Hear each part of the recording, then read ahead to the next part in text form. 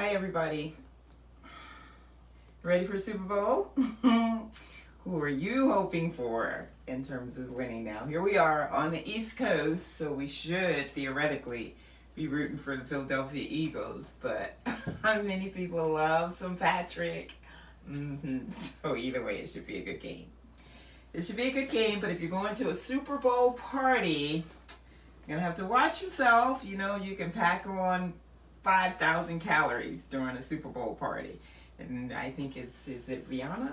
Rihanna that's got the halftime show. And you know, people love to dance and eat. So anyway, be careful, but we're going to give you a tip today on how you might be able to kind of maneuver through some of that. So I don't know if you recall, you guys are paying attention, but last week was one of my exciting passages. It started the passage that where Jesus begins to get into parables. So we're in Mark, the Gospel of Mark. We're moving along. Mark is the gospel that teaches us how to be disciples. So a lot of times we're hearing in the synoptic gospels, Matthew, Mark, and Luke. Those are the three gospels that basically interpret the same stories, but through the eyes of the author. So a lot of times you'll see these repeated in the other two gospels. But for Mark, he doesn't focus on what the other authors are focusing on. Mark's gospel is very short, relatively speaking, compared to Matthew and Luke, simply because Mark is focusing on the action. He starts driving right into the action from the very beginning, and that's where he stays to the end. And so last week, 2 weeks ago, I talked about the fact that Jesus was one of the best attention getters. And how did he get people's attention and hold on to their attention? By using parables. What are parables? It's the parallel between the earthly story and the heavenly story. And he did that in order to keep their attention, but more importantly, to get them to think for themselves so that way the transformation, the changed behavior comes because the person actually has something to identify with. And so I talked just about the two first sentences of the parable of the sower in this point that Jesus reached the multitude. And I said we would talk about the actual parable this week, but we're not going to talk about it any differently than we do anything else in Mark. Matthew is the one that really explains things. Now, what's interesting here is that you've heard it a million times. I don't know about you, but whenever a preacher gets up to talk about the parable of the sower, you're just like, oh my God, do we have to hear that again? I think every preacher knows that they just have to preach that at least once a year. And we've heard it a million times. We probably could all preach the sermon. We're going to pick up with the parable, but we're not focusing on the parable in and of itself. We're going to continue in our explanation of why Jesus uses parables, why they're so effective, etc. And bear in mind that later in this chapter, Mark is actually going to explain the parable, but he's going to explain it from Jesus' interpretation to the disciples versus us reading it and going through it the million times that we've heard it like that. So here we are, Mark 4, picking up with where we left off the last time would be Mark 4:3. Now here's another thing. The Bible I'm using, this is one of my favorite Bibles, is the New King James Version. In the English Standard and a couple of the others, right here from the very beginning, it's different. And though this is the Bible I use all the time, I'm going to tell you the difference, and we want to focus on that. So it says here, listen, behold, a sower. In the other translations, it says, listen, look. You know, it uses the word listen and it uses the word look, and that's very important, but unfortunately it's not here. So listen, look, behold, a sower went out to sow. And it happened as he sowed that some seed fell by the wayside, and the birds of the air came and devoured it. Some fell on the stony ground where it did not have much earth, and immediately it sprang up because it had no depth of earth. But when the sun was up, it scorched it, and because it had no root, it withered away. And some seed fell among thorns, and the thorns grew up, and they were choked out, and it yielded no crop. But other seeds fell on good ground, and yielded a crop that sprang up, increased and produced, some 30-fold, some 60, and some 100-fold. And he said to them, he who hears, let him hear, let him hear. He who has ears, let him hear, let him hear. So there's another thing that I immediately recognized in this particular translation. Is it says, but the other seed fell on good ground and yielded a crop that sprung up. In the other translations, which is also very important, it says that the other seed fell into the ground. Now that's different because of the other adjectives that are used here. We'll go through that in a minute. So again, the actual meaning of the parable is going to be explained later, but let's just continue our extension on the use of the parable, why Jesus uses the parable. At first we talked about that. We talked about the fact that he wanted to be able to get people's attention, hold on to their attention, and get them to begin to think for themselves. So how do you get people's attention? You get people's attention when you're dealing with something that they're familiar with. And so now, at this particular time, it says, and again, he began to teach by the sea, and a great multitude was gathered to him. So the people that were by the sea are the people that lived in Palestine. These are people that were very, very familiar with farming. All of these people, in order to have livelihood, the majority of them were farmers, so they would be intimately aware of how seed is planted, what seed is going to produce good crop, some crop, no crop, 10-fold, 30-fold, 100-fold. And so he's using things that people can relate to. And so that's the other piece. When you come down into the parable, what is he doing? Because we miss this, not just because this particular adjective is not described here, but it says, listen, look. Jesus was interested in getting people's attention and holding on to their attention, but also bringing something alive in them, the vitality that says, okay, a lot of times when I'm doing lectures on healing, I have to stop and ask the audience, are you listening to me? Did you hear me? And so they're kind of looking at me like, you know what? Obviously we're listening. Now today is different. I mean, I've been doing that for years. Today, most people aren't listening because they've got their phone and they're on their phone, they're texting or they're doing what? But when people are looking right at you, sometimes you have the tendency to say, did you just hear what I said? Are you listening to what I'm saying? And so Jesus did this, and instead of reiterating that point, he did or said something that forced people to have to listen, that forced people to look. If someone says, look,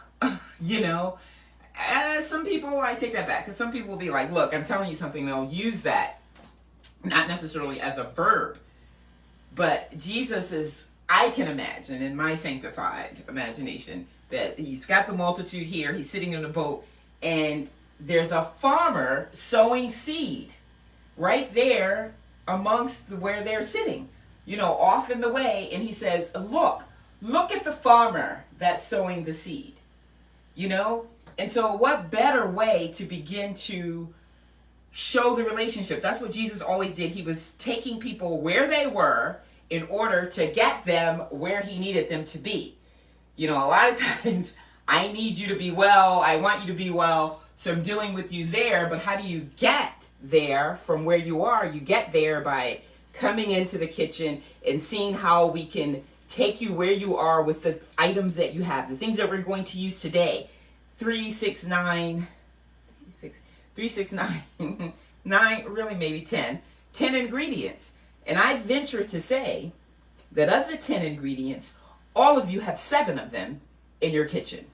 So we're taking you where you are with your 7 ingredients, asking you to add 2 slightly different ingredients that the familiarity with the taste is there in order to get you to a point where you have a healthier pizza.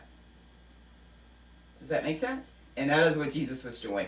Look at the sower. Look at the guy in front of you that is doing the same things that you do on a regular basis, taking seed and sowing them and planting them, in order for me to get you where I need you to be, to understand that when the good seed falls into you, you will bear much fruit. That's the heavenly piece. That's the spiritual piece. There's a transformation that takes place between the two looking at the sower where he is today on earth in order to get you to the spiritual sense where though you're continuing to be on earth, you're living in heaven because you're being obedient to the will of God, and I am in control of what you are doing today on earth. You know how people say, can't wait to get to heaven? Well, your heaven place, that heavenly place is right here, right now, when Jesus is the center of your life, and you are in fact doing what his desire and his will for your life is, and he's in control of your life. His rules govern your life, not the worldly rules that we live in, but the kingdom rules. Seeking him first and his righteousness puts you right here in that heavenly state. And so that's the main reason that he was using the parables, to get people from where they are to where he needs them to be, and then to also show the close relationship. If I'm trying to get you here where you're eating a diet that is 70-80% live food so that you can maintain the vitality and the integrity of your cellular structure, the functionality of your organs and glands, and you're right here where you're not even having a couple of pieces of fruit a day, and I'm saying, hey, this is what we're going to make today, you eat this today, and you're getting closer here. So what I am in essence doing is saying that where you are today with the sickness, the illnesses and diseases, you can be here, whereas when the sicknesses and illnesses come upon you, you can knock them out because there's something inside of that cellular structure that has an ability to fight back the strengthening of the immune system. It's showing you what? It's showing you that we've got a really kin relationship here, you and I. Even though you're doing your thing over here, I'm doing my thing over here, we're not that much separated because there's a smooth transition. There's a shorter bridge between the two than you think. And that is why Jesus was using the parables the way that he was using them, was to show the close relationship between earth and heaven. The close relationship between earth and heaven, earthly things and heavenly things, the mindset of thinking about things on the earth versus the mindset of thinking eternally, the close relationship. You know, just a matter of believing in him, believing that the Father sent him, believing in the Word makes that relationship go from here to yonder, and very easily. And then it also gets us to a point where when people are saying things that don't make a lot of sense in terms of where we are. You hear Christians say all the time that we're in the world, but we're not of the world. What does that mean exactly? I'm trying to look in the garden and come up with an explanation for you. So in the meantime, I don't have one. So, but here's the other thing I want to say. So we're not going to do the explanation of the parable for a couple of weeks, but just paying attention to parables are used, 1, to get people's attention, 2, to maintain their attention, 3, to get them to have the ability to begin to think on their own, and they're done in a manner to show you how you can get here from where you are, the close relationship between the two. And then a short look, without going into the parable, it says, listen, look, behold, a sower. It's talking about the way the seeds were planted.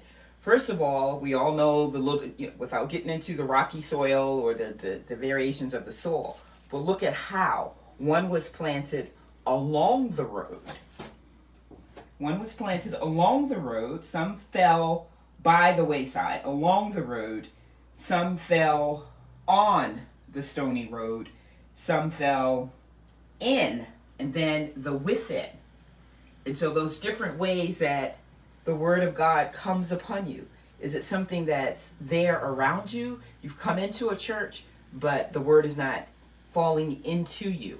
That's the thing that when I was reading it again the other night, I was just saying, it's really interesting when you start looking at the way that they describe how, a lot of times when we hear this, and we've heard, like I said, we've heard this preached a million times, the focus is more so on the type of soil that it fell on, the rocky ground, the thorns, as opposed to how, along, within. So that within thing really just kind of took hold to my heart, is to get something into you, because this could be on your Facebook page.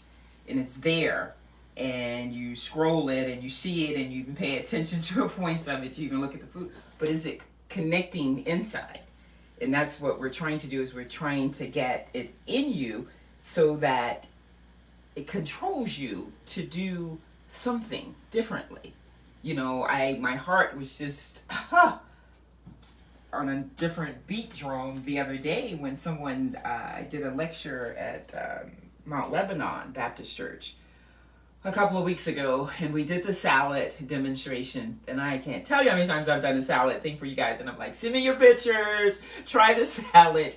And that is the difference, and that's what I tell people when they're asking me what my speaking fees are and things. I was like, we want to come in and have people just, you know, we're not coming in to feed people. I'm coming in to have them sample what we're doing. So that's the one piece that's missing here with you guys, is that we're showing you and everything. And I think some of you tried some of the recipes, but the differential would be if you had an opportunity as a video person to actually sample the stuff, then it becomes a part of the effort for you to do it more regularly. The incentive, I should say, is strong. So a lot of times I'll do things. I told just a church administrator the other day when she was talking to me, and I was saying, you know, I can talk to people until I'm blue in the face about the benefits of salads and why you should have them every day or whatever.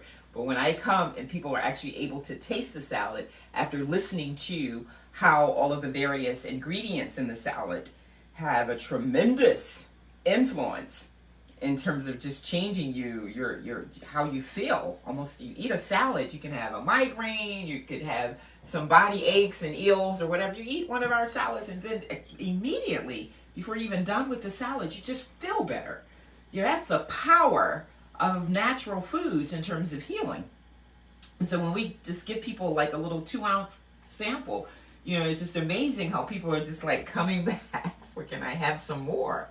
And so most of them will go home and try it. When we go out and we do lectures and we're actually doing the sampling piece, most of the people will try whatever I'm doing, whether it's the salad or the breakfast cereal. And so that's a part of what Jesus was doing when he's bringing this live in person close up to them. He's forcing them to have to create and do something on their own. And one of the individuals that was at the lecture sent me a picture of her salad that she, I swear to God, I thought that was my salad. I mean, it just looked just like something I would do. And it's funny because you're like, well, obviously they're using the ingredients, but it's completely different. I mean, the onions were diced, and so today we're going to be doing salad toppings. And so one of the tricks to presentation is just putting things, just like the parable. The parable is a parallel between heaven and earth. And so when we're doing things, we're putting things together. And so you start with something that you're not going to really change, and that would be the size of the corn kernels. And so when you look at the size of the corn kernels, when I'm doing my peppers, I could very well have sliced them vertically or much longer. Perfect example would be is when I'm doing raw spaghetti. And so I'll take a zucchini and squash, and I will spiral them down to, you know, so that they look like spaghetti. And so when I add peppers to that, I'm going to spiral down my peppers so that they kind of take on the appearance of the spaghetti as well. Does that make sense? And so the onions are diced to about the same size. So these are like similar in size. That was a long way to tell you just that. And so her salad looked perfect. And she told me that it looked like my salad, but she just wasn't quite getting the flavor blend where she needed it to be. And that's interesting too. And that has a lot to do with, like, the seeds are falling alongside, they're falling atop the stony ground, they're falling onto the thorns, but they're falling into the good ground. And so though it looks like all seeds are being planted, they're not. And it has everything to do with that environmental control piece. But just like with hers, there was something missing on the inside. And that's dealing with the flavors themselves. And I was saying, did you put a little bit of honey in it? And we started going through that checklist of those things that you can't readily see. You know, it's easy to say, yes, I have my shredded carrots, I have my shredded beets, I have the celery and the peppers.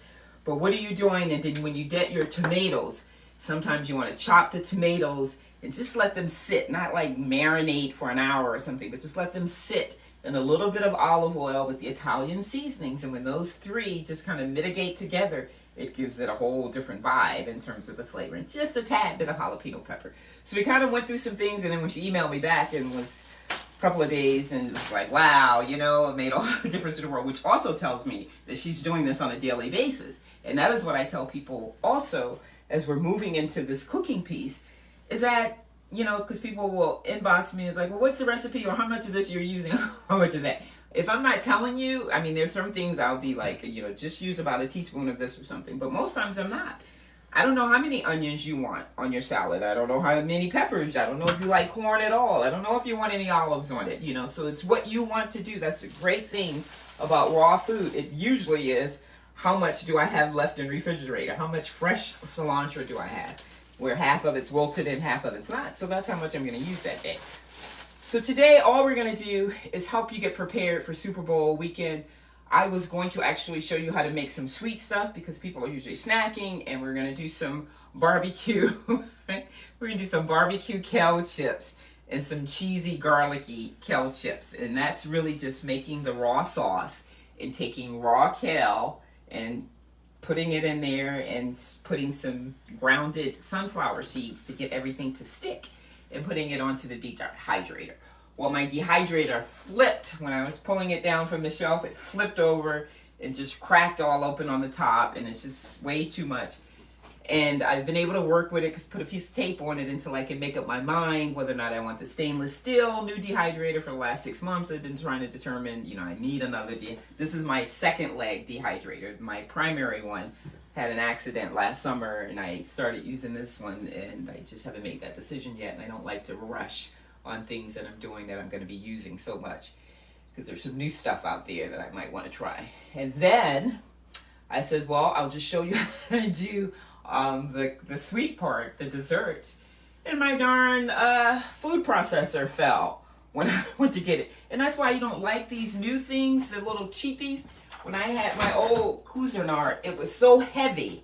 You know, that's the one thing about it. It weighed like 300 pounds, which kind of kept you from using it so quickly. So the one good thing you like about the new ones is that they're so lightweight. But when they fall out of your hands because you got a little oil or something, they crack 3 ways to Sunday. So it's kind of sort of working, but I haven't decided if I want to switch to go and get me a nice another brand that's made out of glass that probably just would be a little more sturdier, but I'll probably break it too. So I had to come and do something that requires nothing but my oven. And so this is something, and the good thing about being good, better, and best, this is the great thing about this recipe, is that it tastes fabulous when you put it together, but you can decide how much you want to do, because nothing on here needs to be cooked. You literally can put this in the oven for 5 minutes and you can be done, or you can put it on lower temperature and let it sit a little longer. So first of all, what we're doing is we're just making the healthier version of pizza. So what does every pizza have? It has a crust. Typically, I will do a raw pizza, and I know darn well, talk about using the parables, the close relationship between heaven and earth, where you are and where I am. You are not going to do a raw pizza. I don't even do it that often because it kind of takes a minute.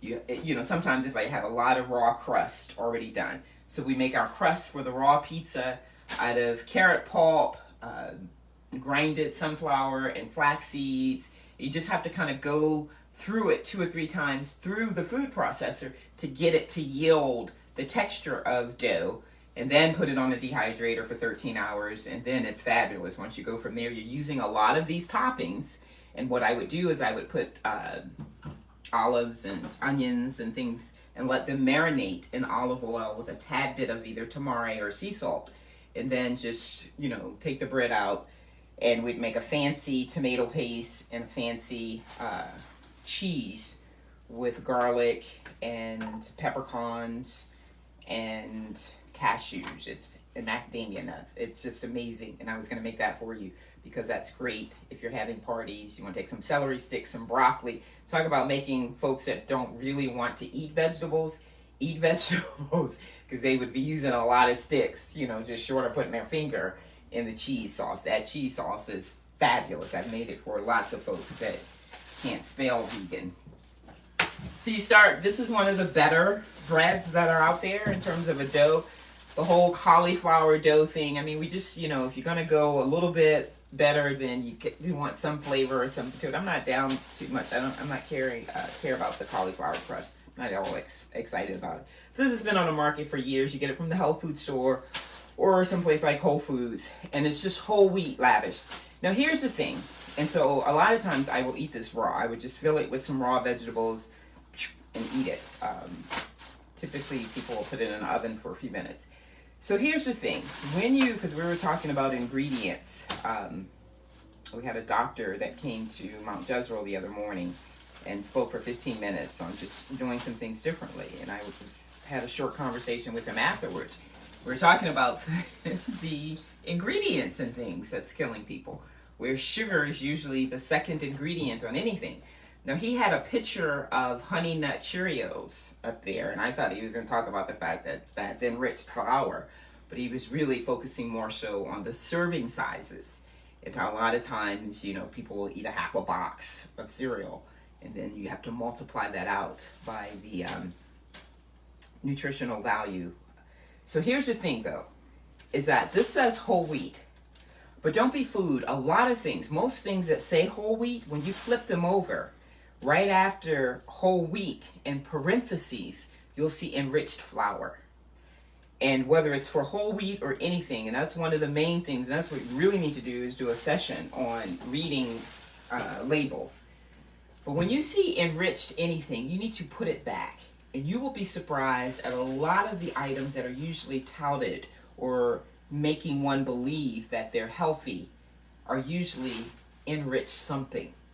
You know, so whether it's enriched flour, enriched whatever. And a lot of times when things are saying whole wheat, it's not whole wheat when it's enriched flour. And so that's very important, because that is just blatantly just, you know, deceiving people. And it's so popular in our foods today. So this is fat-free, sugar-free, of course. And then, of course, you can freeze it if you buy a pack, and you're not going to eat it all at one time. And it usually, I like it because it's light. I always tell things that are good or not so great for me. I try to eat basically raw, you know, most of the time, except on the 1st and the 15th of the month, give or take a day or two. It might be on the 2nd or the 3rd, depending on what's happening. But, you know, usually twice a month. I'll try to do some cooked food, and that's usually cooked vegetables, maybe some beans or something like that. And I can tell what works for me, because early in the morning, after I've consumed something the evening before, just the way my fingers feel. And so this is one of the things, that's how I determine, you know, some of my favorite things is based on that. So this is something that works well for me, and it probably would work well for you. And so, I don't even know why I have this. Yeah, okay. And so we're going to end up putting it here. So I can have it here so I can put the ingredients on for you. And so if you have a huge family, or you have people that eat huge, you may want to do a little more. This may not suffice for, you know, this could easily be consumed by one person. That's what I'm saying. And then when you look at it, so when you consume, I remember Fox Morning News had me come on for Super Bowl party weekend a few years back, because the producer called and says, did you know there were 90 grams of fat in a slice of some famous pizza carryout? And so I was like, I'm not surprised. But that is amazing. When you think about that times an entire pizza, really? And so that's the other thing, is that most people will eat at the end of a Super Bowl party probably an entire pizza, because if you go to a Super Bowl party and it's 10 people there, they usually have 10 pizzas or something like that, along with buffalo wings and a whole bunch of other stuff. But this, you literally can consume like a personal pizza, and you'll be just fine, because basically this is all you're using. And so when you look at this, this has no calories in it for the most part. I mean, it's just, nothing, relatively speaking, in terms of fat content. So we have some things here that I'm going to explain exactly what they are. So usually you put the flat piece, the part that has the little bubbles on it, you'll have that upside. And so what do you put on your pizza? And that's what we're going to do, is the same thing. So whenever you're deciding to do raw recipes, I didn't even feel like chopping today in front of you, so This literally, all the chopping and dicing took maybe 10 minutes because I wasn't chit-chatting while I was doing it. So there's about 10 minutes. And that's all you literally need to put together a pizza is your knife, some red onions, some sweet peppers, and that probably was 5 peppers, a little bit of frozen organic corn. I just ran the water over it to thaw it out. And then I had a couple of handful of organic cherry tomatoes. So I took the tomatoes, I just chopped them up because they're rather ripe. They've been sitting in the window for a week. Chopped them up, and then I minced some fresh garlic with the chopped up tomatoes. And I added maybe a tablespoon or so of olive oil and a little bit of honey, maybe a teaspoon or so of honey. Now, the only thing about that is you want to be careful depending on what you're going to put it on. Typically, this is what I use just because I never let it stay in for more than a couple of minutes, and I'm trying to get as much heat to it as I can and let it be light.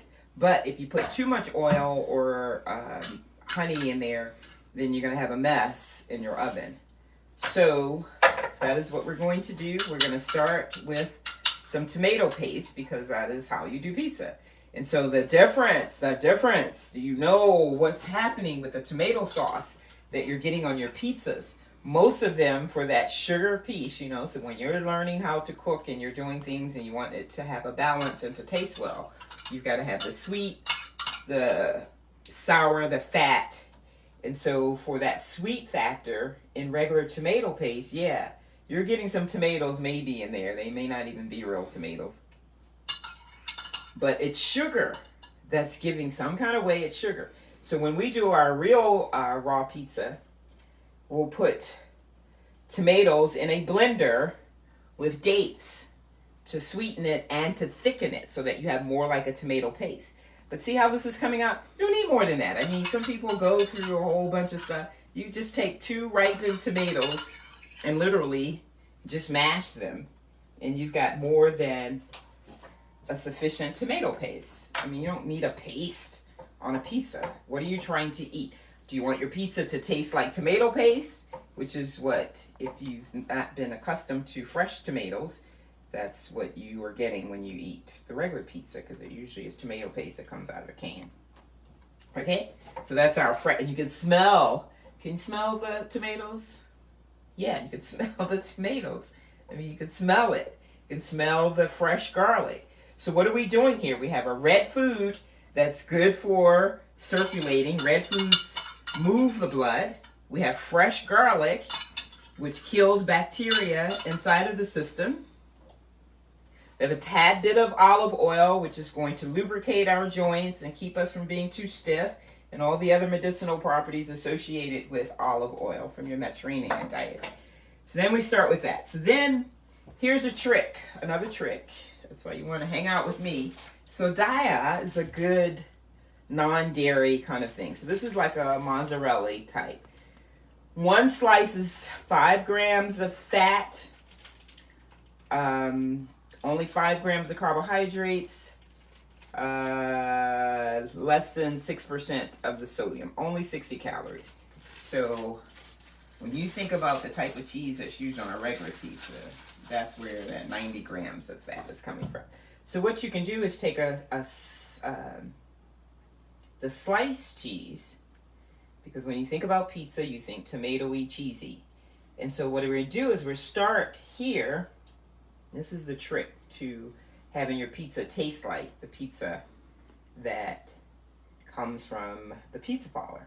And what makes it taste like New York style cheese? It's cheesy. It's all about being cheesy. So that's the only way you're going to get it to be cheesy, is to put that on the base. Now here's the thing. Depending on how healthy you want to be, if you want it to be really cheesy and stuff, I would put this in the oven on 450 for like 4 minutes. Just the tomato paste and the cheese. To let that get cheesy, suji, just starting to melt in there without overdoing your vegetables. See, the whole thing about vegetables and why we eat raw live foods, we've been talking about every week here, is because of the live enzymes. Otherwise, you're just having a pizza party in your mouth, doing the Super Bowl party, and it's doing absolutely nothing for your body. And at the end of the day, it's not going to be any healthier.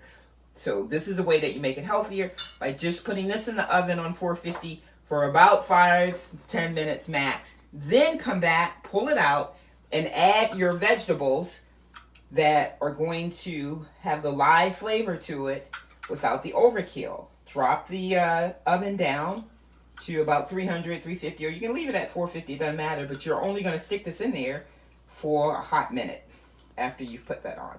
So we put our red onions on. Red onions are what? Red onions are also a red food, but we eat onions because of the amount of sulfur that's in it, and it has something called anisin in it, the same thing that you find in garlic, because red onions or white onions, any onions, and garlic are like sisters and brothers. And that's what they're known for, are those sulfur qualities, which basically keep bacteria, which keeps viruses, which keeps disease at bay. So then we toss our peppers. You don't need a lot for a small pizza size like this, a personal pizza size. And you're going to find that you're not going to eat this like you eat a slice of pizza, because a slice of pizza, the crust is so thick and filled with so much enriched flour that you can hold it like a cardboard or plate itself. So you're going to end up actually slicing this and cutting it and eating it with a fork, because the seasonings, the ingredients or the toppings are going to be much heavier than the little thin crust here. And then, of course, I would add fresh corn. Love fresh corn. It's a yellow food. Yellow foods are good for natural movement, natural laxative, so to speak. And then, of course, corn in and of itself is a whole grain, so you're getting a multiplicity of those qualities as well. Now, here's when we get to what you want on your pizza. And we have Violife is if I am going to use some vegan cheese, this is what I get. And you have to be careful when you go some stores, 365, Whole Foods, they have their own, people are trying to put everybody else out of business, and they're coming out with their own brands. So this is clearly filtered water, coconut oil, and they use sea salt instead of regular salt. So when you're looking at the differences between this and, say, another brand that's $2 cheaper, it's usually $5 a pack, and you can get some that, their brands come out. Be very careful how you read the ingredient list. Most of them are not going to be using sea salt, and that's the main differential. Because the sea salt gives you minerals and vitamins from the sea, what the body does not readily use, it's able to naturally excrete it. But when you're using regular salt, it doesn't do that. It holds on to it, and that's where we have hypertension and a whole bunch of other problems. And so when you look at the ingredient list, however, and you look at the sodium content, this says 190 milligrams per quarter cup. You could look at 190 you can look at a quarter cup on the other nutrition label, and the sodium content might be less. And that is because the salt has been iodized and stripped down, but it's not better for you. So you have to just kind of pay attention to things like this. So this is a good brand. Daiya is very decent, but in terms of flavor, this is coming from coconut, so it's going to give you a richer kind of flavor. And then you have, of course, the shredded cheese flavor. I'll put as much green stuff as I can when I do this. Sometimes I'll just use regular agrula. Is it agrula or agrula? That lettuce that I used to not like for years, till I found out that it's so good for cholesterol and a whole bunch of other stuff. But I'll use this or some spinach, but broccoli, little shredded broccoli. And so the broccoli, even the florets, are usually larger than this. You chop them down, again, keeping everything right in that same size proximity of the corn that you're using. And then always, for me, you put some olives on it. Now here's the difference, because most of you that follow me know that I use Kalamata olives for all my salads and for a lot of other dishes that I do. But when you're doing the pizza and you're going to put a little heat to it, and you're using some vegan cheese or something, it's the right California ripe olives tend to do a little better. The black olives. So just enough of those on there. And then for you, because I'm always trying to show the short relationship, the kin relationship between where you are and where I am, is that here we have something that looks like meat. Yummy! There, now I know some of you saying, now we talking. Now I'm speaking your language, huh? Got to have some sausage or pepperoni on your pizza. So this actually is one of my favorites. And this is a plant-based chipotle. Yeah, I love heat. A chipotle sausage, and it's basically already done. You usually freeze it and take it out and thaw it out, and I took it out of the freezer, just one link of it. So that's one link. You don't need a lot. Sometimes you think you need a lot of stuff, but that's way too much on there already. And so it's field roast spicy Mexican chipotle plant-based sausage. And I can't see what the ingredients are, but I know way back when I was eating this kind of stuff a little bit more than I needed to, I stuck with the ones that were the better of the crop. And I'm looking at the ingredients, and I don't know what probably made this one better, but it's decent, very decent. And again, it's something when I eat it, it doesn't take my body through a whole bunch of stuff. So then that's basically it. And then you always want to add fresh cilantro, fresh herbs. That's why I said when you stick this back in, you only want to do that a second. And sometimes I'll even put my cilantro and my herbs on after I'm done with the oven. Because you don't really need to, what do you need to heat cilantro for? The flavor comes from its raw freshness. And then the thing that's going to make your non-healthy, vegan, whatever friends, your carnivores happy, if this is what you're serving, is that it does taste cheesy. Now this by itself is just fine. People will love it. I tell you, it's got a lot of flavor to it, and I'm going to tell you another trick that takes it to another level. And so we still have the shredded cheese that I haven't used. Remember, I used the sliced cheese as the bottom layer. And so after you've decided to put this in for 2 minutes, 5 minutes, whatever you've decided, doesn't take long. I mean, everything's already cooked. The sausage thing pretty much pre-cooked, and so usually the instructions are like 2 minutes on a skillet or a minute in the oven, but they're basically already cooked. And so you stick that in, and then you take it out.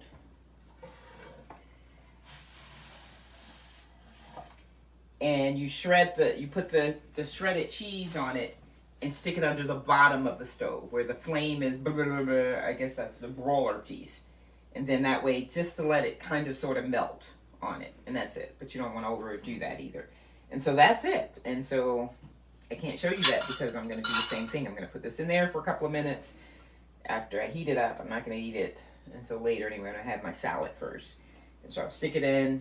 And then I'll put the little shredded cheese on top, and then I will put it under the bottom. Or you can just put the shredded cheese on there now and put it in the oven on a very slow, like 275 for like 30 minutes. But I think that's going to overdo the vegetables. So does that make sense to you? I think that'd be a very fun thing to do, especially if you're hosting the Super Bowl party, or you just kind of want to feel like you're doing what everybody else in America is doing during the halftime show. Indulging. And then you have your ice cream maker. Take some frozen fresh bananas that have been ripened and freeze them, run them through, throw some cashews and some fresh raspberries on top. We do that wonderful chocolate oil by just simply putting maple syrup and olive oil into a blender and a little carob powder, and it's fabulous and it lasts forever indefinitely. So I hope that's been helpful. But again, when we're dealing with people, they've got these tracts that they wanted us to give out at church. So they told us to take 5 and invite 5 people to church, 2 to 3 people that you intimately know, and then 2 complete strangers just walk up on the street and say, hey, we're having the service at Mount Jezreel, why don't you come? I think I've given out one, and Sunday's a few days away. So it's good to remember these things that we're talking about when we're trying to convince people to come to church with us or to do things differently. And that's to remember to get their attention. And so whatever they're doing, you have to kind of make it seem like, are you watching the Super Bowl on Sunday? Well, some friends of ours are going to be at the church and they're doing this little Super Bowl thing. Why don't you come? You know, just take people where they are and just kind of smooth in that bridge and let them know, yeah, the people in the church are human too. They are going to be watching the Super Bowl, and what they're doing in church on Sunday before the Super Bowl is they're having whatever they did. I don't know. So something like that. And just with whatever we're doing, to just try and get people to pay attention. But the best thing that we can do to get their attention is our behavior, our kindness, our patience, our tolerance of others, our willingness to help people that are in need. And when people see that, then we are demonstrating the best parable ever. All right? Yeah. Next time, where did I put my Bible? Next time we're going to be talking about what Jesus said to his disciples, because they didn't understand the parable of the sower. And so instead of having my interpretation of it, we're going to actually hear the interpretation from the Master himself on the next time. Until then, enjoy the Super Bowl. Enjoy the 2 weeks. The weather is just fabulous, so enjoy the weather as well. Is Valentine's Day before the... Where are we? So Valentine's Day is somewhere next... I don't know if I see you before Valentine's Day, but love ya.